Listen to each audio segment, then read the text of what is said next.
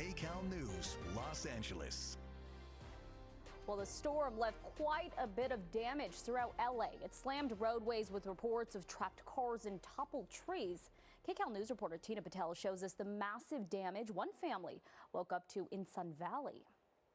Even though the rain has stopped, the ground is very saturated, and that's what caused this tree to come down nearly on top of a home here in Sun Valley. It happened around 2:30 in the morning.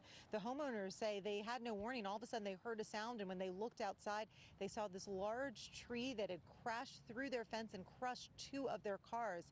They actually say that they had talked to the city several weeks ago and told them that they thought there was a problem with the tree.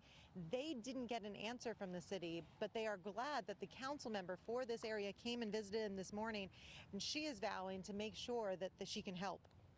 Yes, I got to talk to them a little bit about what they think might have happened as it pertains to the city being on top of a tree that they believe needed some attention. It's not a secret that this district didn't have a representative for close to 9 months, and based on my conversations with them, I think that had a lot to do with it.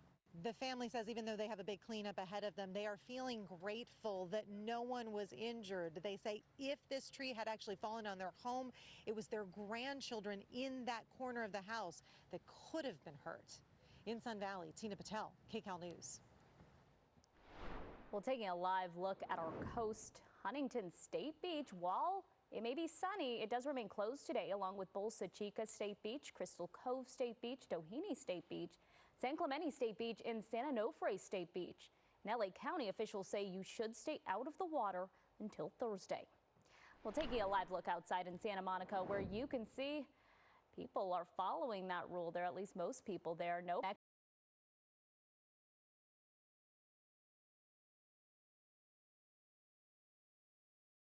weather forecast. If you were to go outside right now and see the sun, you would totally forget about the day we had yesterday, Olga. I know, yes, and I think that's a welcome sight for a lot of us. Some sunny skies, and we're going to continue to see that through the week. But first, want to show you some more of the numbers, the impressive totals of rain that we received in just about 36 hours. So for some parts of the Inland Empire into the deserts, nearly 4.5 inches for Lancaster, Palmdale at nearly 4 inches of rain. Up in Yucaipa, more than 2 inches, more than 3 inches, I should say. Close to 3 inches for Palm Springs, at over 2 in Paris, and Ontario at just about 1 1/3 of an inch. So really across our region, we were seeing these record amounts of rain. Through Ventura County as well, Moore Park at over 4 inches, Agora Hills close to that.